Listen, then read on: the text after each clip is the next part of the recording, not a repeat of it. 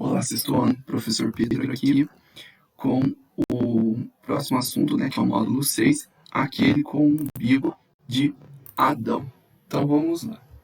Gente, todo mundo, todas as pessoas ao longo da história fizeram essa pergunta: como surgiu tudo que existe? Como que apareceu? De onde veio os planetas, as estrelas, a vida, os animais, o ser humano? De onde? Certo? Como surgiu isso? E ao longo da história, a gente teve várias respostas. Esse cara aqui, ele se chama Marcelo Gleiser, e ele escreveu um livro que se chama A Dança do Universo. Nesse livro, ele conta a história de como que os seres humanos responderam a essa pergunta ao longo do tempo. Certo? Então é como se ele estivesse contando a história das respostas dadas a essa pergunta. Olha que interessante. Então, à medida que a gente vai lendo o livro, a gente descobre que os seres humanos deram três tipos de respostas: as explicações mitológicas, as explicações religiosas e as explicações científicas para essa pergunta que eu coloquei lá no começo do vídeo: como surgiu tudo que existe. Então, vamos começar aqui a falar sobre as explicações mitológicas. O mito, gente, ele é uma história que mistura realidade e fantasia, tá? Então, ele mistura coisas que aconteceram, coisas que tem na realidade, com coisas que são fantasia, que são atividade de pessoas sobrenaturais. Os mitos, eles também são transmitidos de boca a boca, certo? É uma geração, o pai contou para o filho contou para o neto contou para o seu filho, e por aí vai, até foi passando de boca em boca, até que alguém resolveu sentar e escrever esses mitos. E os mitos, eles são uma forma de explicação da realidade para aquelas pessoas que acreditam nesses mitos, tá? Então, às vezes a gente lê um mito e fala assim: nossa, que absurdo, como que eles acreditavam nisso? Mas para aquelas pessoas que acreditavam nesse mito, aquele mito ele faz total sentido, porque ele dialoga, ele conversa com as referências culturais que aquela pessoa, que aquele grupo, que aquela sociedade possui, tá? Então, eu vou deixar aqui a citação de três mitos que depois eu vou tentar jogar os vídeos lá no grupo para vocês. Se no dia da aula, por acaso, eu esquecer, porque eu estou gravando essa aula um pouco antes, vocês me lembrem lá no grupo que eu pesquiso esses vídeos e jogo no grupo. É muito interessante a gente ver como, por exemplo, os Tupi-Guarani, os indígenas, eles explicam o surgimento do mundo. É de uma forma. O Panku, ele explica, os chineses explicam de uma outra forma, e os Yorubá na África de uma outra forma. E é muito interessante conhecer essas histórias.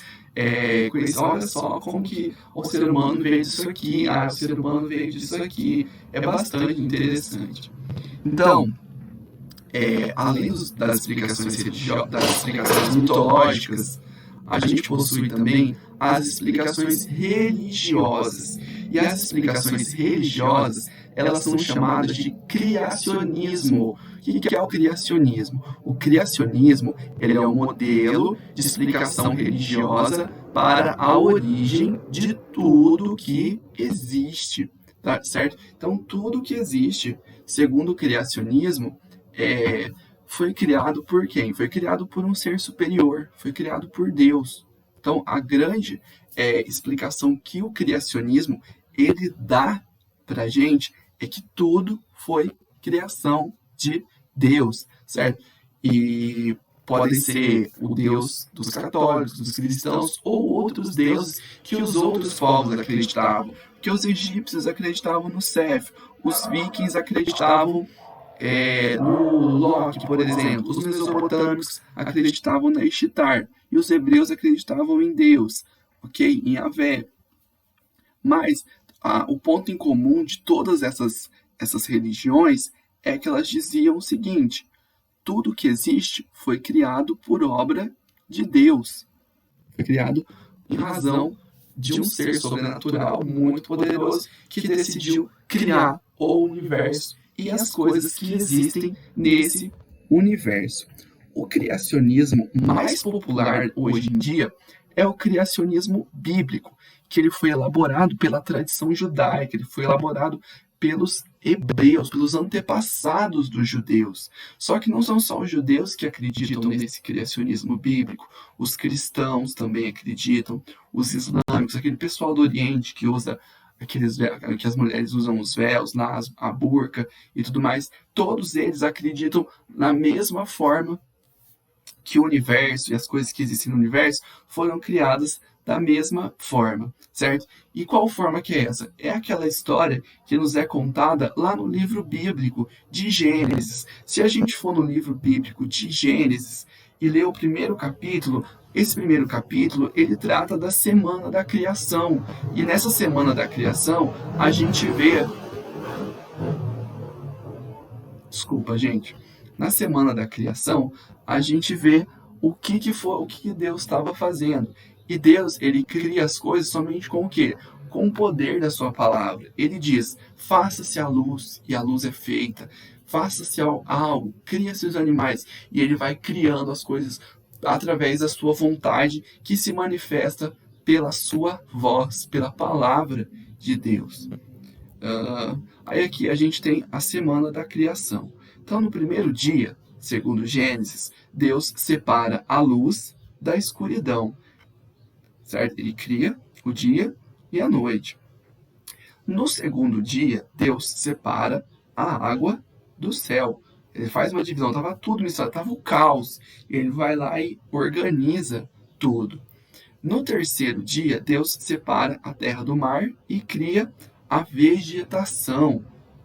No quarto dia, Deus vai promover a criação do sol, da lua e das estrelas. Está até aí descrito lá o pedacinho do livro que fala sobre isso. No quinto dia, Deus vai criar os animais do mar, os animais marinhos e as aves, os animais que voam.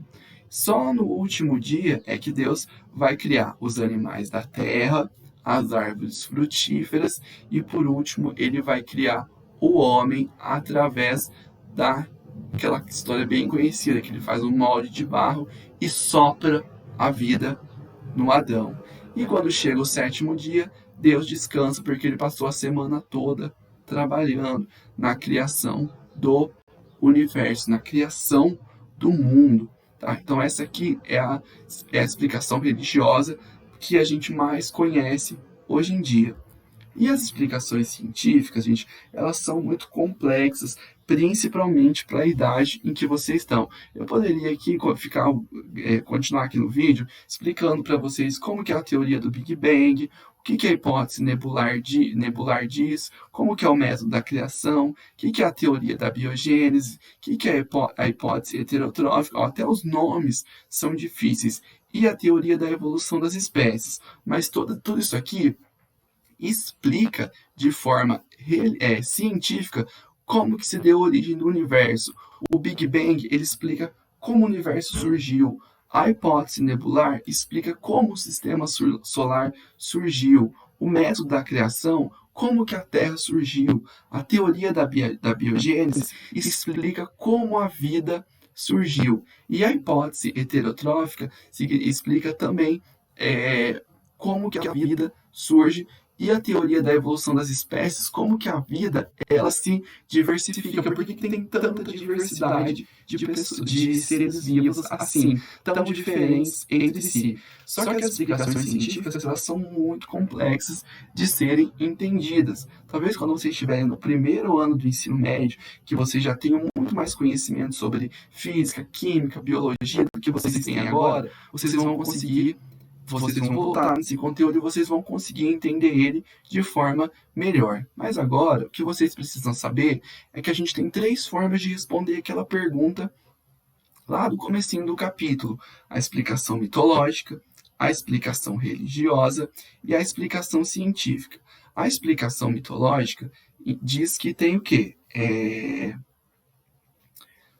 O mito, ele explica a origem do mundo. A explicação religiosa pede que você tenha fé. E a explicação científica pede que você tenha, que você comprove isso que você está dizendo através de um estudo racional, através de experiências, ok?